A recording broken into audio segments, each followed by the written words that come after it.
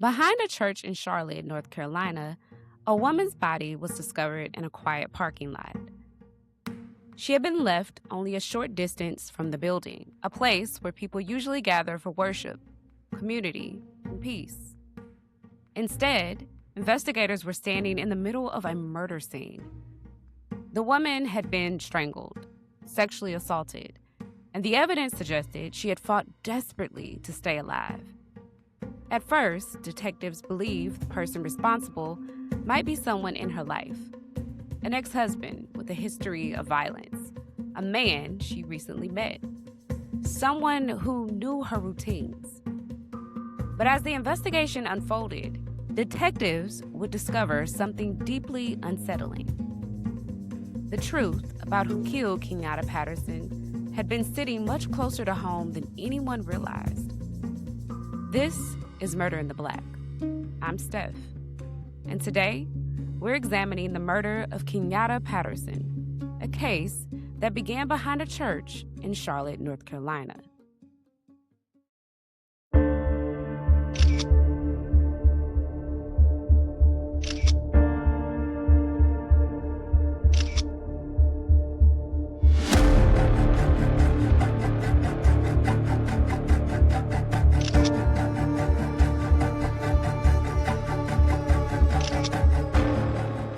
To understand how investigators uncovered the truth, we have to go back to the morning everything began. July 15th, 2005. At 9:40 that morning, Kenyadda Patterson was 40 minutes late for work. Kenyadda worked as a teacher's assistant. She was also attending school while raising two children. Being late wasn't typical for her. So coworkers tried to reach her. Calls, text, no answer. At the time, it seemed unusual, but no one yet realized something far worse had already happened. The Steel Creek area sits just outside the center of Charlotte. It's a mix of neighborhoods, small businesses, and churches serving the surrounding community. That morning, the church parking lot was quiet. Cars had come and gone earlier, but by mid-morning, most of the activity had slowed down. And sitting in the lot was a car that didn't seem to belong there. It had been parked long enough that someone finally noticed. A woman who worked at the church noticed the vehicle. It appeared abandoned. She contacted the police out of concern. And when the officer arrived, the call seemed routine. An abandoned car, maybe a ticket. But when the officer looked inside the car, he saw a woman's wallet. He stepped away from the car and inspected the area, but didn't see anything at first. So he reached towards the handle to open the car door. That's when he noticed a short distance away a body. It was a woman's body. And within minutes, the quiet church parking lot became a crime scene. Investigators arrived at the church parking lot around 11:30 a.m. Evidence technicians began collecting evidence immediately. The woman was naked from the waist down. Her underwear had been discarded nearby. She was already in rigor mortis, suggesting she had been there for quite some time. Both of her eyes were bruised. There were ligature marks around her neck, which told investigators that they believed she was killed via strangulation. But they didn't know just yet. They had to wait for the medical examiner to determine. They noticed several of her acrylic nails were broken, which told investigators something important. She fought hard. And for a mother raising two young children, that fight wasn't just about survival. It was about getting back home. When they ran the car's license plate, they saw that it belonged to Kenyadda Patterson. Investigators searched the car, but there was no broken glass, no clear sign of a struggle, which raised questions. Did she meet someone there? Was she brought there after she was attacked? Was the church chosen intentionally to dump her body? So detectives had to ask some very serious questions. And one of their first questions was to the pastor at the church where the body was found.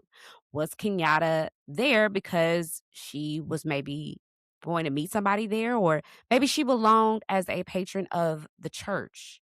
And maybe there was a Bible study and she got caught up being with the wrong person. But the pastor said that she was not a member and her name did not ring a bell and he hadn't seen her. So detectives initially ruled out her being at the church for a particular reason, but they needed to locate Kenyadda's children. For a brief time, investigators feared that her children may also be in danger because they could not immediately locate them. But they were eventually located with their grandfather, Mike Watkins, in Michigan. That was Kenyadda's father. Police contacted him to tell him his daughter had been murdered. But he had to control his reaction. Can you imagine having to control your reaction hearing that your daughter is murdered? And you have to temper your response because her children are nearby? They had no idea, not yet, that their mother was viciously murdered. Kenyadda Patterson was 31 years old when she died. She grew up on military bases with her brother and sister. Her younger brother described her as warm, gentle, kind, and supportive, the coolest person he had ever met. In 1993, Kayadda married James Patterson. They had 2 children, Jovan and Tiana. After about 10 years of marriage, it ended.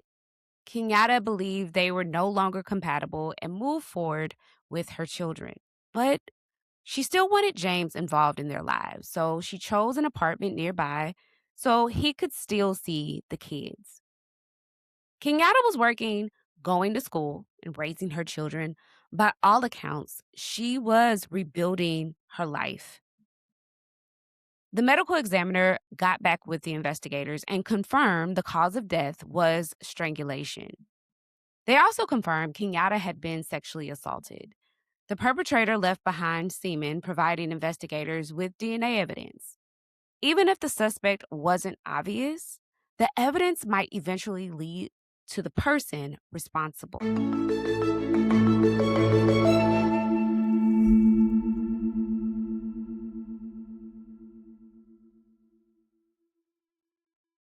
So the first thing investigators did was talk to Kenyadda's friends and family to see what was going on in her life, either in the days or months or year prior to her being murdered. And the first person of interest was her husband, James Patterson. They looked at his background and they discovered just 1 month before the murder, he'd been charged with assaulting her. And a year earlier, there were other assault charges involving Kenyadda. Detectives tried to locate him. This might be the person they need to talk to, because at the very least, he was suspicious. But when they tried to locate him, they couldn't. It took several days. Then James walked into the police station on his own days later.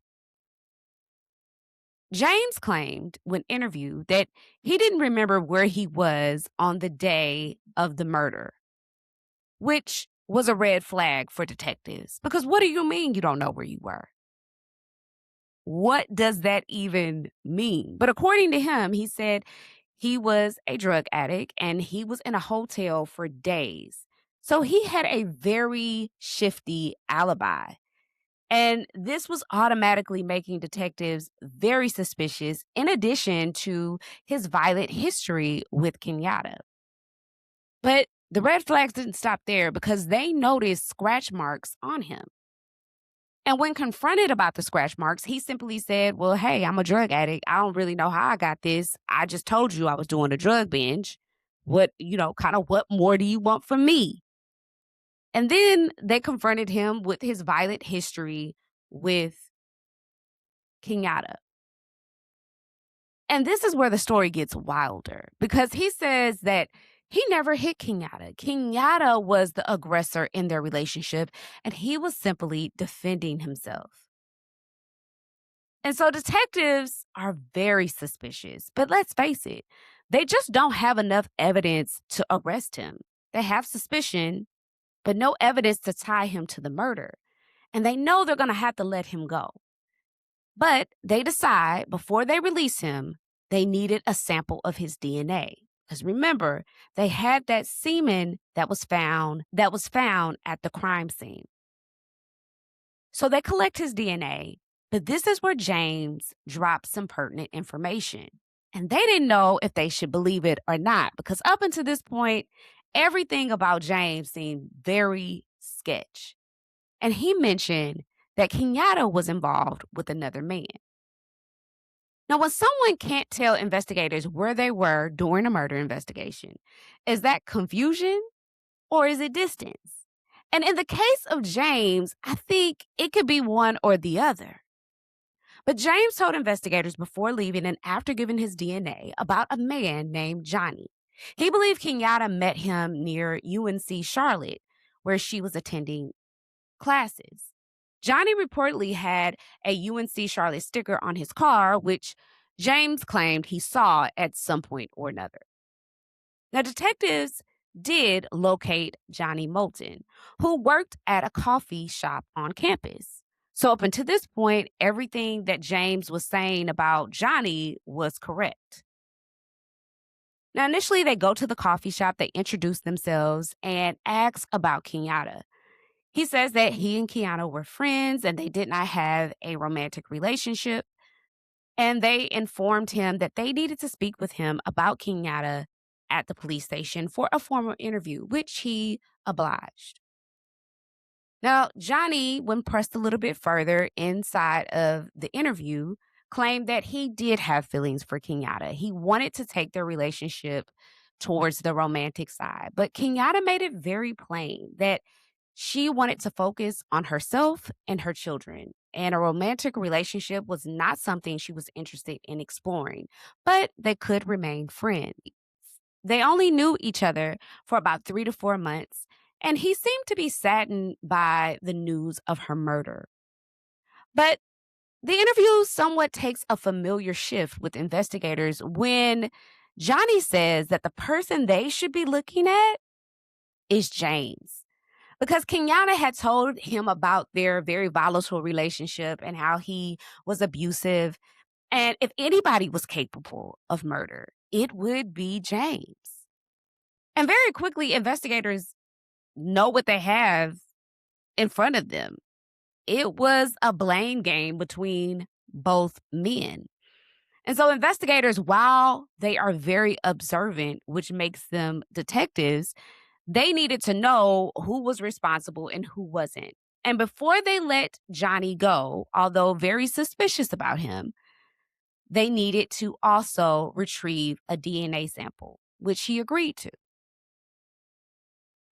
So detectives were in a waiting period. They were waiting to see if the DNA recovered from the scene matched either one of the guys. And let's be honest, both are suspicious in the eyes of the investigators. As the case gained attention in local media, tips began pouring into the police department. And a lot of reason why this case went viral locally, at least, is because Kenyatta was the woman next door, if you will. She was a single mother working hard to raise her 2 children, going to school, trying to enhance her life.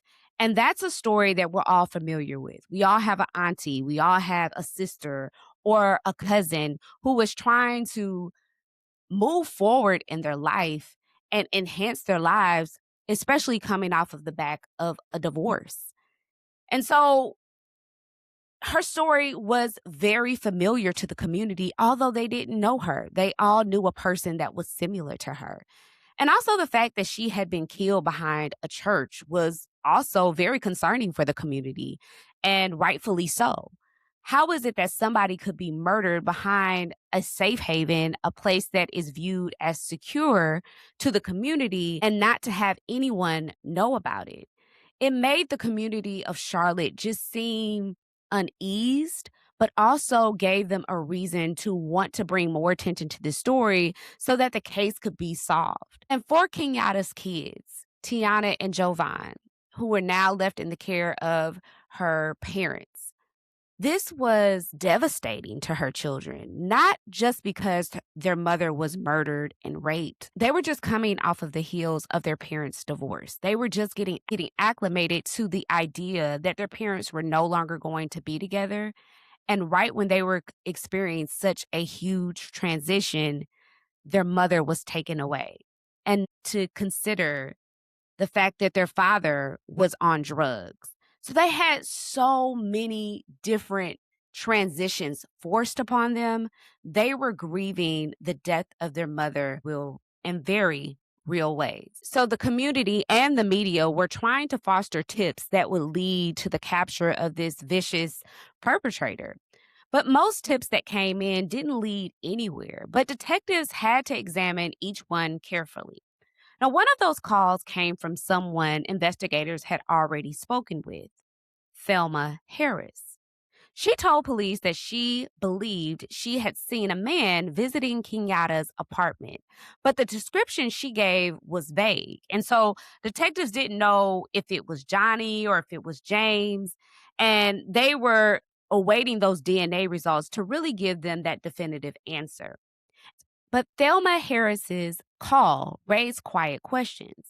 Was she simply a concerned neighbor trying to help, or was she trying to direct investigators toward other suspects? And if someone suspected the truth was closer than investigators realized, would they call police hoping to help or hoping to steer the investigation away from it? Now, earlier in the investigation, the lead detective went to Kenyadda's apartment. Let me give you context. At the very beginning, when they found Kenyadda's body, investigators went to Kenyadda's apartment because they didn't know where exactly she was killed. They didn't know if she was killed at the church or if she was killed at her apartment. So they went to her apartment believing they would find something out of the ordinary. They would find some foul play, some blood evidence. But when they went inside of her apartment, they didn't find anything at all. They found all her valuables. Her home was neat, it was clean. There was nothing inside of the apartment that connected her murder to her apartment.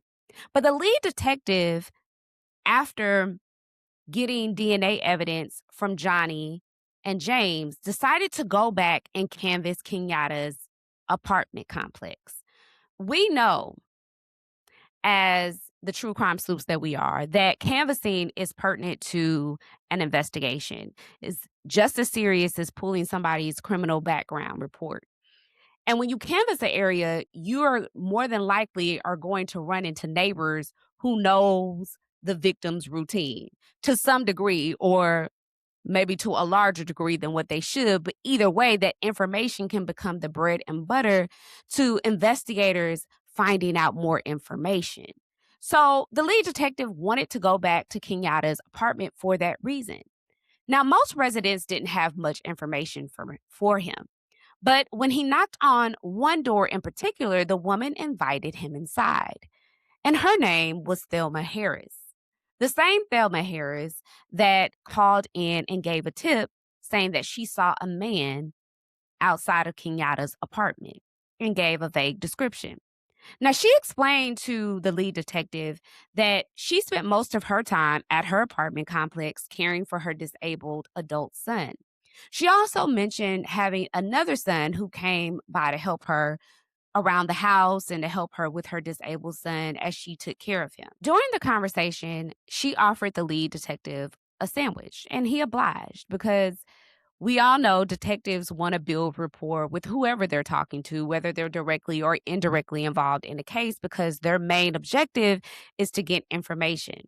Now, the detective showed her a photograph of Kenyadda, hoping to get more information.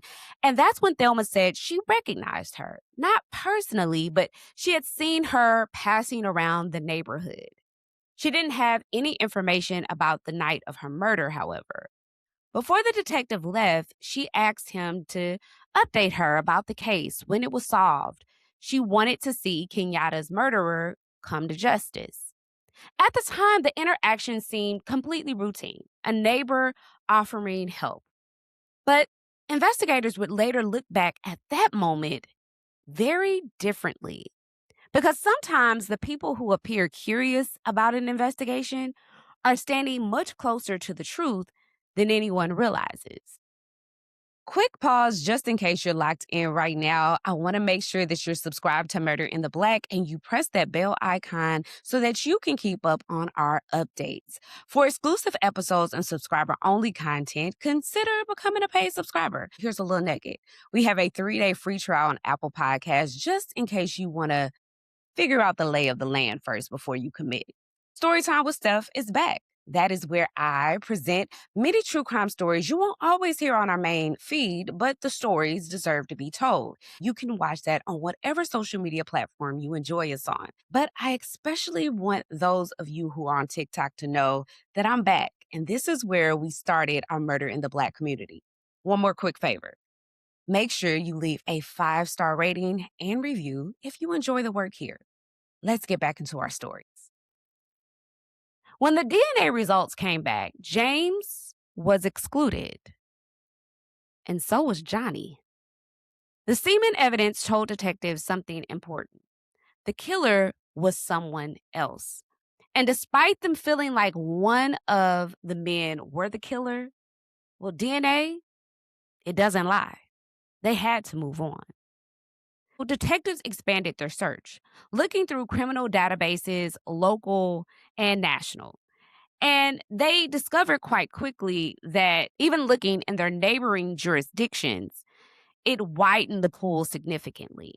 So they decided to look in the area, in the neighborhood where Kayadda stayed, at violent criminals who matched the description of what happened to Kayadda. So they were looking for a person who raped, murdered, or both, and had that background, who was staying in her area. And one name stood out. His name was Derrick Harris. And what made him stand out wasn't just proximity, it was his history. Derrick Harris had a lengthy criminal record. In 1988 and murder, he had been convicted of rape and murder by strangulation. Exactly what happened to Kenyadda Patterson. He served 5 years and was paroled in 1993. Then in 2003, he was convicted again, this time for rape after he forced a woman to perform oral sex. So detectives weren't looking at a man with a clean slate. They were looking at someone whose past already involved sexual violence and strangulation, the same combination of crimes that took Kenyadda's life.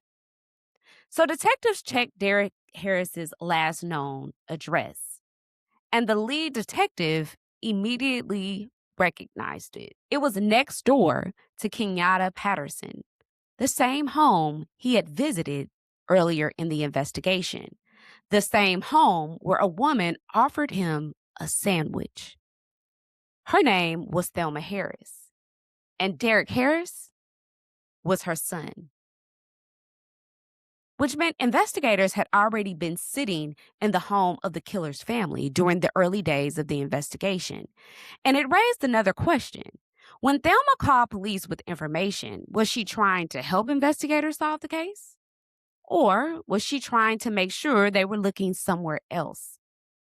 It's impossible to know for certain, but the timing of her calls and her curiosity about the investigation would always leave investigators wondering what she might have suspected. Investigators took Derrick Harris's DNA, which was already in the system because he was an offender of a violent crime, and they compared that against the DNA recovered from the crime scene. In the meantime, they wanted to go back and talk to Thelma Harris because it was just too much of a coincidence that she was involved in the investigation in some way, and her son happened to be Derrick Harris, which had been accused and convicted of these violent crimes.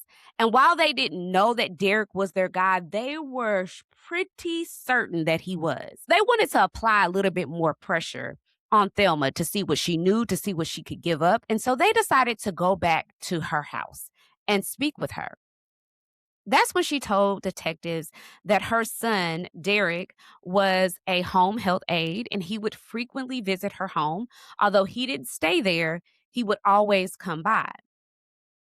And as detectives started talking to her, she once again invited them in, offered them something to eat, and began giving up more information. But lo and behold, Derrick Harris walks in while she's talking to investigators. While there, Derrick avoids eye contact and seemed reluctant to speak. He emphasized once again that he didn't live at his mother's house. He stayed with his girlfriend, but would only come by to help. Now, police were bold. They wanted to see how far they could push Derrick, and so they showed him a picture of Kenyadda, but he refused to look at it, and he refused to cooperate with investigators and their questions at his mother's house. Investigators decided to leave and wrapped up their questioning of Thelma and Derrick, and they left the residence. Days later, they found out, after comparing the semen evidence from Kenyadda's case to Derrick Harris's DNA, it was indeed a match. Derrick Harris was arrested and charged with rape and murder. Now, investigators believe Derrick asked Kenyadda for a ride. Instead, he kidnapped her, took her behind the church, sexually assaulted her, and strangled her to death. Then he walked back to his mother's house next door. Derrick Harris later pled guilty. He was sentenced to a minimum of 46 years in prison. He never explained why he killed Kenyadda Patterson. Takeaway.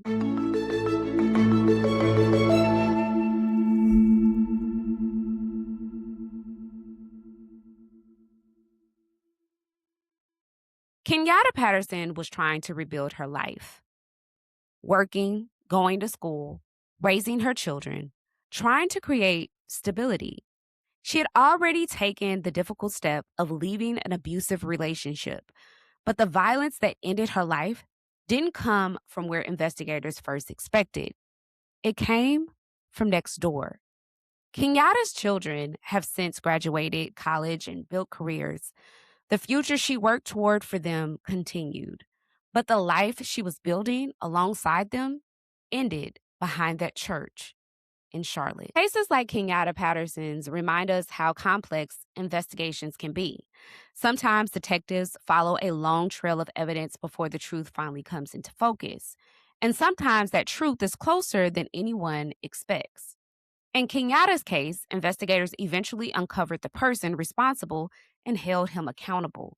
But not every family receives that same clarity. There are cases where the search for answers continues long after the headlines. In June of 2021, Daniel Robinson disappeared in the Arizona desert. Daniel was 24 years old and had recently moved from South Carolina to Arizona to begin what many people would consider the start of an exciting new chapter. He had taken a job as a field geologist traveling into remote desert areas that required independence, curiosity, and a willingness to spend long hours in isolated landscapes. Daniel fit that description perfectly. Family members described him as intelligent, determined, and adventurous. He loved science, loved exploring, and had a quiet confidence about him.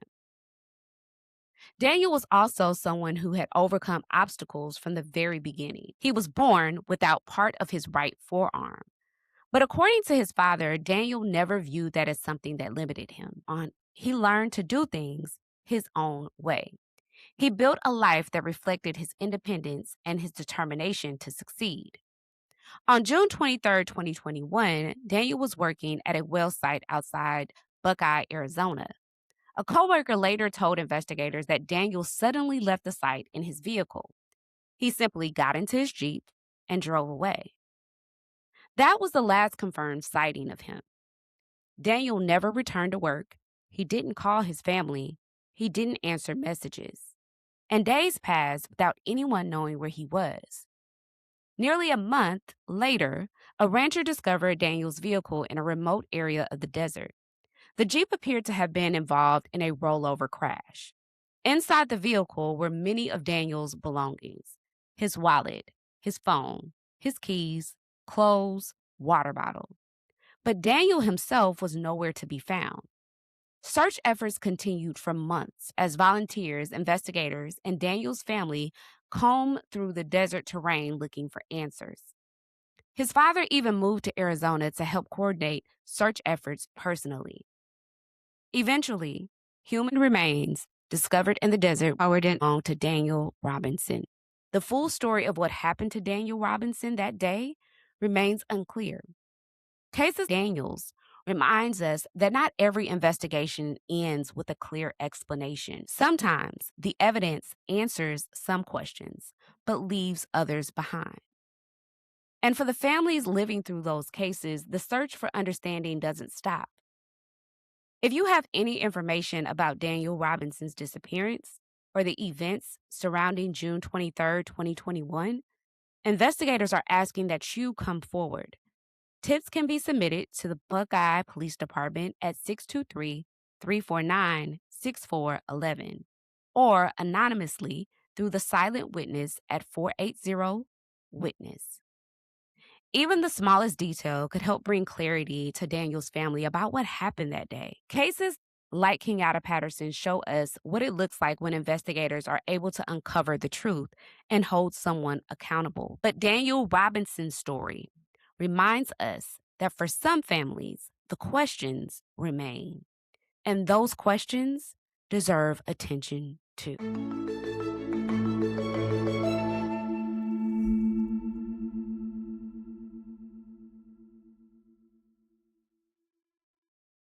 Really quickly, before I let you guys go, I wanted to add to my Celeste Rivas Hernandez update because I pre recorded that.